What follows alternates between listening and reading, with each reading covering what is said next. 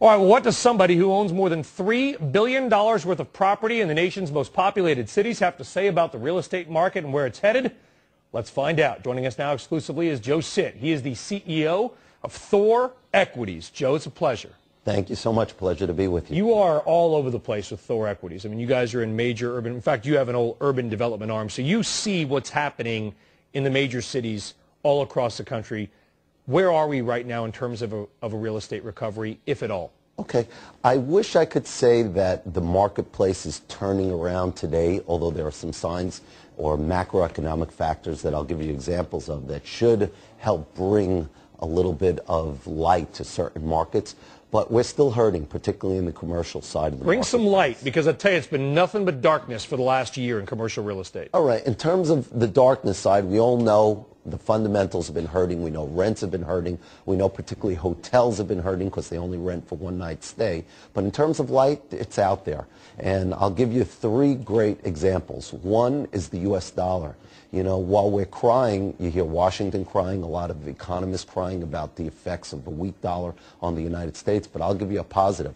Same way my wife may be complaining about maybe not taking a trip to Europe because the euro hit 150 to the U.S. dollar, there's positive on the other side. It means that folks from Europe, folks from Asia, folks from Latin America are all going to start again thinking about making vacations and trips to the United States because of the bargain. But are they going to be thinking about buying an office building in the United States? You know what? It starts first with them thinking about shopping in our stores, thinking about sleeping in our hotels, thinking about buying apartments in our cities, particularly New York City. And then from there, I think it'll evolve to the next step of realizing value in the valuations of properties.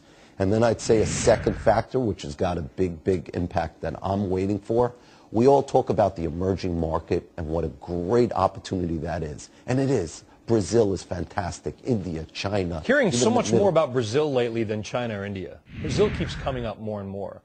I think Brazil is the single biggest opportunity globally outside the United States in terms of growth. I don't know of a country in the world that's got the natural resources they have, the emerging market consumer that they have, the deleveraged consumer who's about for the first time to have mortgages, to be able to buy homes, to buy their first cars. And for us in the United States, the big benefit, what does somebody want to do when they really make enough money to be able to do it and hit the middle class globally? They're going to want to travel, and one of the first stops in their travel is going to be the United States and New York City for those coming from the western side of the world and those coming from the eastern side visiting San Francisco. So what are you doing at Thor Equities then? Do you want to buy more property? Do you want to divest some property? Or are you in a holding pattern?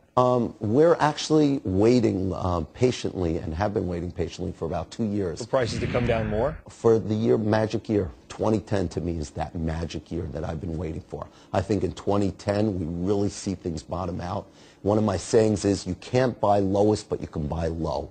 And I think that 2010 is going to be that Why? time. Well, what's so magical about 2010? Okay, we all going to go to Disney? I think that if you happen to be somebody who's got cash in the bank, yes, you're going to be able to go to Disney with your cash in the bank to be able to buy tremendous value in terms of homes, businesses, properties, etc. Those obviously with too much leverage feeling the pain. 2010 won't be a happy year from them. I know it's not that far off, but if you're saying 2010 is going to be more magical, that would imply you see, at least for the next maybe couple quarters or at least few months, prices continuing to soften. No question. I could still see pain.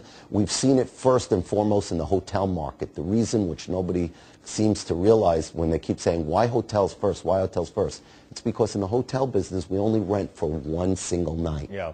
But it also means it'll be the first to come back. You know, we've got a project here in Brooklyn, New York, Coney Island, that we're excited a little project called Coney Island. I know. How's that going? It's going, you know, obviously. Not a little project. Not a little project at all. We've got a little bumps along the way, but we're come very far towards making a deal with Mayor Mike, the mayor of New York City. There's a little tension there between you and the mayor of New York City. Are you guys close to resolving your differences? Yeah, I would say that we're as close as we've ever been before. And as I joked with you about a week or two ago, the way I look at it is you got to let other people play in the sandbox and be a good friend to folks. And I'm looking forward to working with the mayor of the city of New York and sharing the development of Coney Island and hopefully seeing some hotels come to that marketplace. We certainly need some more development here in New York City. Joe Sitt, thank you very much for joining us. Thank you so much. Appreciate it. CEO of Thor